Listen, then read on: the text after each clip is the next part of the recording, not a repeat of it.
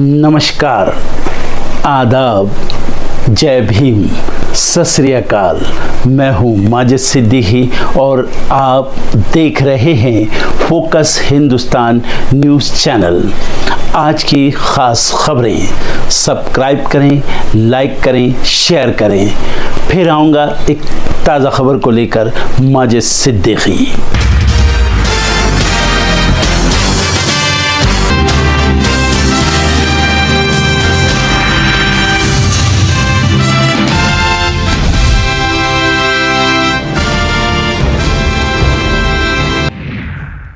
आज अमित शाह छत्तीसगढ़ राज्य के दौरे पर कई कार्यक्रमों में लेंगे हिस्सा। चुनाव की घड़ी आते ही बिहार में पेंशन बढ़ी, नीतीश कुमार के दांव पर तेजस्वी यादव ने लगाए योजना चोरी के आरोप। विदेश में भारतीय कूटनीति का जलवा, ईरान ने सिर्फ भारत के लिए खोला एयर स्पेस, आज लौटेंगे 1000 छात्र। पंजाब में संगठन को और मजबूत करने के लिए आपने उठाए कदम, लुधियाना में 2 अहम पदों पर नियुक्ति। अहमदाबाद प्लेन क्रैश में डीएनए टेस्ट से 247 पीड़ितों की पहचान, 232 शव परिजनों को सौंपे गए। सर्वाधिक विकेट लेने वाले एशियाई गेंदबाज बने जसप्रीत बुमराह, वसीम अकरम को छोड़ा पीछे। बीजापुर में सुरक्षा बलों को बड़ी कामयाबी, 2 नेताओं समेत 7 नक्सलियों को किया ढेर। मणिपुर में बढ़ा कोरोना, मणिपुर में 100 के पार पहुंची कोविड-19 के एक्टिव केसों की संख्या। दिल्ली शामली पैसेंजर ट्रेन में युवक की पीट कर ली गई जान, गाली गलौज कर अचानक 25 से 30 आरोपितों ने किया हमला। यूपी के 53 जिलों में होगी भारी बारिश, लखनऊ में सुबह से छाए हैं बादल, अब तक 11% ज्यादा हुई है बरसात। ईरान ने अमेरिका पर लगाया संयुक्त राष्ट्र चार्टर, अंतर्राष्ट्रीय कानून और एनपीटी के गंभीर उल्लंघन का आरोप। परमाणु ठिकानों पर अमेरिकी अटैक के बाद ट्रंप का देश को संबोधन, ईरान में शांति होगी या फिर विनाश। फलस्तीन समर्थकों ने ब्रिटेन में जमकर मचाया उत्पात, सैन्य अड्डों पर खड़े विमानों को किया डैमेज। अमेरिकी राष्ट्रपति डोनाल्ड ट्रंप को कोर्ट से बड़ी राहत, लॉस एंजल्स में तैनात नेशनल गार्ड सैनिकों पर मिला नियंत्रण। अमेरिकी राष्ट्रपति डोनाल्ड ट्रंप को नोबेल के लिए नामित करने पर पाकिस्तान में घिरी शहबाज सरकार, पाकिस्तानी बुद्धिजीवियों ने की आलोचना। कॉफी लवर्स के लिए बुरी खबर, इंस्टेंट कॉफी पीने से जा सकती है आंखों की रोशनी। एयर इंडिया के निरीक्षणों और ऑडिट की होगी जांच, डीजीसीए ने 2024 से अब तक का मांगा ब्यौरा। सेबी म्यूचुअल फंड नियमों में करेगी बड़े बदलाव, निवेशकों को मिलेगा लाभ।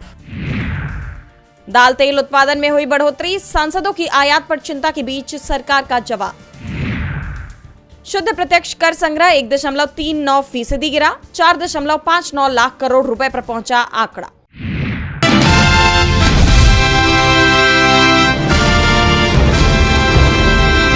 आज 22 जून को अंधेरी ईस्ट पंप हाउस के हैंजन नगर में बोरवेल रिपेयरिंग का काम शुरू किया गया। हैंजन नगर के डी विंग में नारियल फोड़कर बोरिंग वेल के कार्य का शुभारंभ किया गया। इस कार्यक्रम के आयोजक इमरान उर्फ पप्पू थे। जनाब एम.ए. माजिद सिद्दीकी साहब ने पुष्प गुच्छ देकर काका उर्फ एमएलए मुर्जी पटेल का हार्दिक अभिनंदन किया।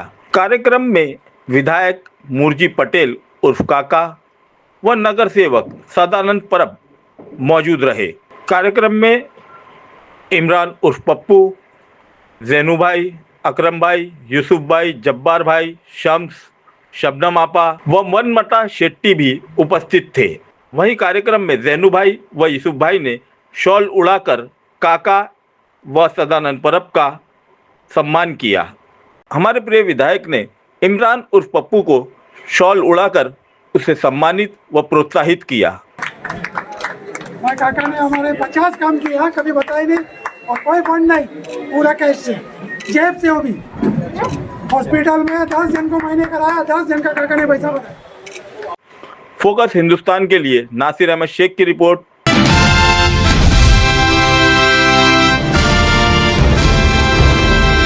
प्रवर्तन निदेशालय यानी ईडी को वकीलों के समुदाय के तीव्र विरोध और देश भर के वकील संगठनों के दबाव के बाद वरिष्ठ अधिवक्ताओं प्रताप वेणुगोपाल और अरविंद पी दातार को भेजे गए समन वापस लेने पड़े हैं। मामले की गंभीरता का अंदाजा इसी से लगाया जा सकता है कि ये मुद्दा सुप्रीम कोर्ट के मुख्य न्यायाधीश BR गवई तक पहुंचा। और अब ईडी ने अपने सभी अधिकारियों के लिए सख्त निर्देश जारी कर दिए हैं। आपको बताते हैं पूरा मामला क्या है। दरअसल ईडी ने हाल ही में वरिष्ठ अधिवक्ताओं अरविंद पी दातार और प्रताप वेणुगोपाल को समन जारी किया था। ये समन एक company care health insurance limited यानी CHIL को दी गई कानूनी सलाह के संबंध में था, जिसमें उन्होंने पूर्व रेलीगेयर चेयरपर्सन डॉक्टर रश्मि सलूजा को ESOP यानी एम्प्लॉय स्टॉक ओनरशिप प्लान देने के कानूनी पहलुओं पर राय दी थी। ईडी की ये कार्रवाई विधि क्षेत्र के कई संगठनों को बेहद आपत्तिजनक लगी। उनका कहना था कि ये कदम वकील मुवक्किल गोपनीयता और अधिवक्ताओं की पेशेवर स्वतंत्रता पर हमला है। देश भर के बार काउंसिल्स और अधिवक्ता संगठनों ने इस कदम की कड़ी निंदा की। SCAORA यानी supreme court advocates on record association और SCBA यानी सुप्रीम कोर्ट बार एसोसिएशन ने CJI को पत्र लिखकर मांग की कि सुप्रीम कोर्ट इस पर स्वतः संज्ञान ले। साथ ही SCBA अध्यक्ष विकास सिंह ने कहा, वकीलों को पेशेवर राय देने के लिए समन करना लोकतांत्रिक मूल्यों के खिलाफ है। तेज विरोध के बाद ईडी को पीछे हटना पड़ा। एजेंसी ने कहा कि प्रताप वेणुगोपाल को CHIL के स्वतंत्र निदेशक के नाते समन भेजा गया था, लेकिन अब वो वापस ले लिया गया है। अरविंद दातार के मामले में भी समन स्थगित कर दिया गया है और कोई नया नोटिस नहीं भेजा जाएगा। अब ईडी मुख्यालय ने देश भर की सभी इकाइयों को औपचारिक सर्कुलर भी जारी किया है। इसमें कहा गया है कि भारतीय साक्ष्य अधिनियम 2023 की धारा 132 के तहत किसी भी अधिवक्ता को समन बिना निदेशक की पूर्व स्वीकृति के नहीं भेजा जाएगा। साथ ही स्पष्ट किया गया है कि अधिवक्ताओं को समन भेजने के लिए पहले ये सुनिश्चित किया जाए कि मामला कानूनी अपवादों के दायरे में आता है या नहीं। वकीलों के संगठन चाहते हैं कि ये मामला केवल समन वापसी तक सीमित न रहे। उन्होंने सुप्रीम कोर्ट से आग्रह किया है कि वो इस मामले का स्वतः संज्ञान लेकर इस पर स्थायी दिशा निर्देश जारी करें, ताकि विधिक पेशे की गरिमा और स्वतंत्रता को किसी भी जांच एजेंसी से सुरक्षा मिल सके। ईडी बनाम वरिष्ठ वकील टकराव का ये मामला अब सिर्फ एक जांच नहीं, बल्कि लोकतांत्रिक संस्थानों की परिपक्वता की भी परीक्षा बन गया है। क्या वकीलों की पेशेवर स्वतंत्रता को संस्थागत सुरक्षा मिलेगी? क्या ईडी जैसी जांच एजेंसियों पर नियंत्रण तय होगा? सवाल बड़ा है और जवाब अब सुप्रीम कोर्ट की निगरानी में तय हो सकता है। आपकी इस मुद्दे पर क्या राय है, हमें कमेंट करके बताएं।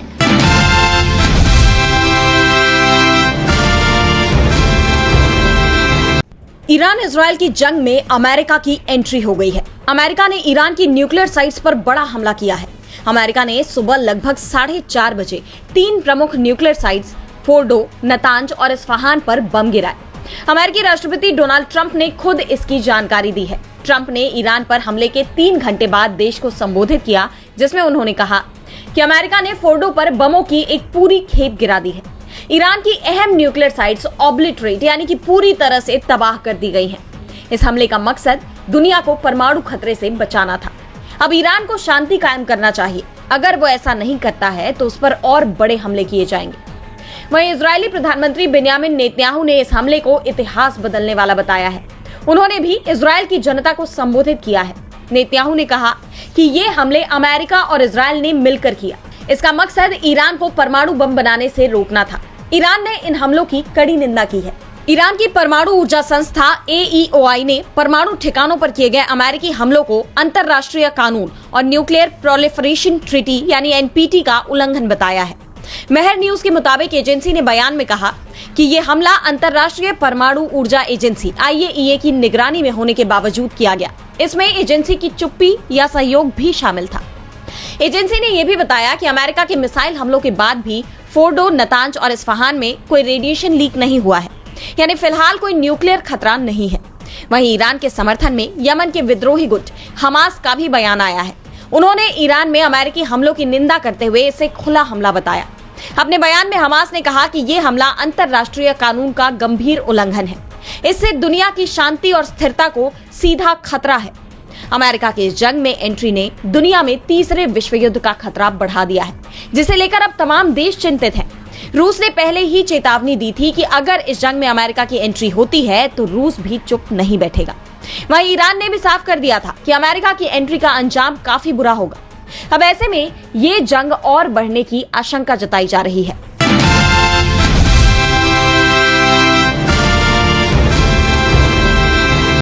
ईरान इजरायल के बीच का युद्ध विकराल रूप लेता जा रहा है। इसी बीच अमेरिका की एंट्री और ईरान पर किए हमले ने माहौल और भी तनावपूर्ण कर दिया।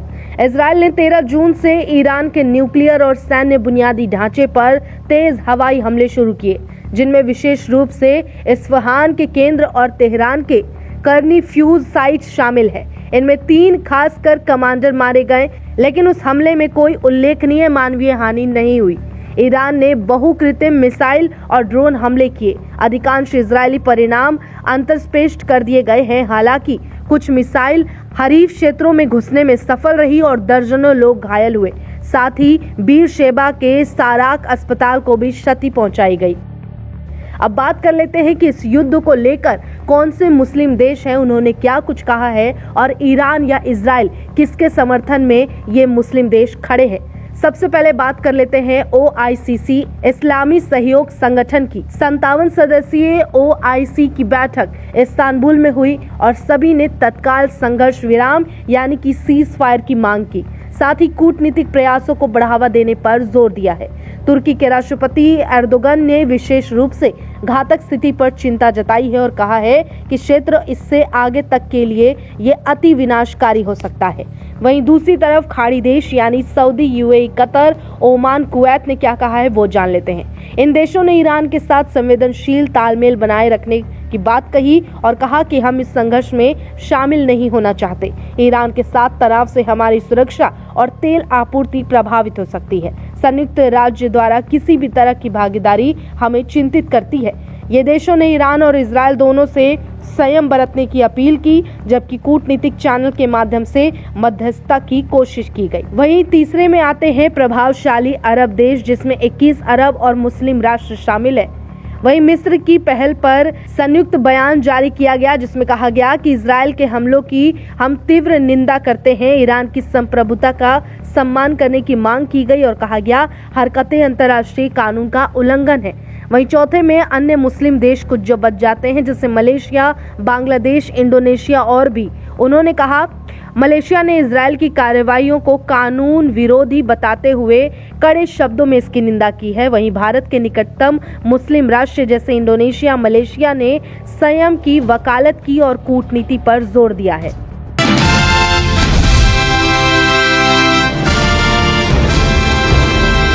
This is violation of the international law. It is violation of United Nations Charter.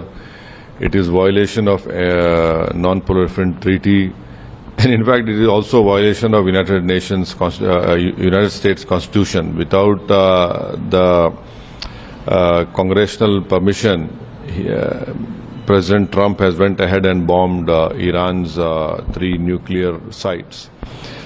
So this is violation of all these 4 points, and one must also remember that by doing this, I am sure definitely Iran will have will become a nuclear weapon state in next 5-10 years. You will not be able to stop them, and we don't know whether before this bombing Iran might have also shifted that stockpile. But this will not be a deterrence, because if Iran is a member of IAEA, it has signed NPT. IAEA inspectors have gone over there, and the IAEA report is very clear. Iran was not making nuclear bombs over there, but this will not be a deterrence. In fact, I feel that there will be many Arab and Muslim countries who will feel that they will also have to have a nuclear technology or a nuclear bomb, so that it will be a deterrence against any future Israeli attacks against them. And one must also remember that there are more than 60 million Indians living in the Gulf or Middle East. And if that area erupts in a war, which unfortunately the likelihood looks like that, then it will have a grave impact on the Indians living over there. The investments which Indian companies have made in all these Arab countries or Gulf countries, and a substantial amount of foreign exchange comes from this area. And lastly, this boogie has been created about Iran having nuclear weapons or this and that. The same thing was used in Iraq, weapons of mass destruction. Nothing came out. Same thing was used in Libya.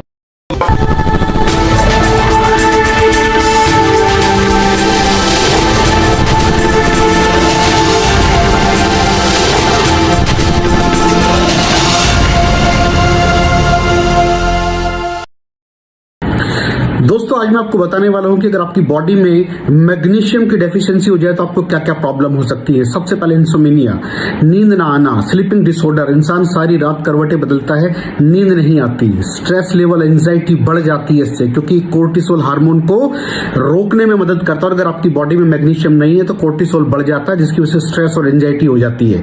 Mood swings, इंसान को पता नहीं चलता उसके mood swings होते हैं, थोड़ी थोड़ी देर में गुस्सा आना, थोड़ी थोड़ी देर में चिड़चिड़ापन होना, क्योंकि ये सेरोटोनिन हार्मोन को बढ़ने में मदद करता है। अगर आपकी बॉडी में less magnesium is equal to less serotonin, और सेरोटोनिन हैप्पीनेस का हार्मोन है। अलावा इसके ये फटीग को भी कम करता था। अगर आपकी बॉडी में मिनरल डेफिशिएट है, अगर आपकी बॉडी में मैग्नीशियम नहीं है तो आपको थकावट बहुत जल्दी फील होगी, जरा सा काम करती है आपकी बॉडी थक जाएगी। पुअर डाइजेस्टिव सिस्टम, ये डाइजेस्टिव सिस्टम को भी मैनेज करने में बड़ा शानदार रोल प्ले करता है, और अगर इसकी डेफिशिएंसी है तो कॉन्स्टिपेशन, डायरिया जैसी प्रॉब्लम हो जाती है। माइग्रेन, बहुत खतरनाक प्रॉब्लम है माइग्रेन। अगर डेफिशिएट है आपकी बॉडी मैग्नीशियम से तो आपको माइग्रेन की प्रॉब्लम भी हो सकती है। ब्लड प्रेशर, अगर आपकी बॉडी में मैग्नीशियम कम है तो आपको ब्लड प्रेशर की प्रॉब्लम हो सकती है। इरेगुलर हार्टबीट, ये हार्टबीट का बढ़ जाना, कम हो जाना, बढ़ जाना, कम हो जाना, मैग्नीशियम डेफिशिएट होने की निशानी है। ऑस्टियोपोरोसिस, बोन हेल्थ वीक हो जाती है, क्योंकि आपकी बॉडी का 60% जो मैग्नीशियम है वो आपकी बोन्स के अंदर होता है। अगर आप बाहर से मैग्नीशियम नहीं ले रहे हैं तो आपकी बॉडी जो है वो हड्डियों में से लेना शुरू कर देती है, जिसकी वजह से ऑस्टियोपोरोसिस की प्रॉब्लम भी हो सकती है, आपकी हड्डियां कमजोर हो जाती हैं। और मसल क्रैम्पिंग, मसल क्रैम्प, नस पे नस का चढ़ जाना, मसल्स पे अकड़ जाना, बिल्कुल चलना मुश्किल हो जाता है। तो मसल क्रैम्पिंग भी तभी होती है जब आपकी बॉडी में मैग्नीशियम की डेफिशिएंसी हो। और दोस्त, हमारे यहाँ 90% से ज्यादा लोग मैग्नीशियम डेफिशिएंसी के शिकार हैं। कहां से मिलेगा मैग्नीशियम, कितनी मात्रा में लें, किस क्वालिटी का लें? तो उसका जवाब है वेस्टीज प्राइम CMD। इसके अंदर आपको भरपूर मात्रा में मैग्नीशियम मिलेगा, आपकी सारी प्रॉब्लम सॉल्व हो जाएगी। Thank you so much. दर्शकों, देख लिया आपने हमारे वीडियो को। हमें खुशी होगी कि आपने हमारे न्यूज़ को लाइक किया और दूसरों को शेयर किया। अगर अभी तक हमारे चैनल फोकस हिंदुस्तान को सब्सक्राइब नहीं किया है तो तुरंत सब्सक्राइब करें, कमेंट करें और बेल आइकॉन को प्रेस करें। हम हाजिर हैं खबर के लिए।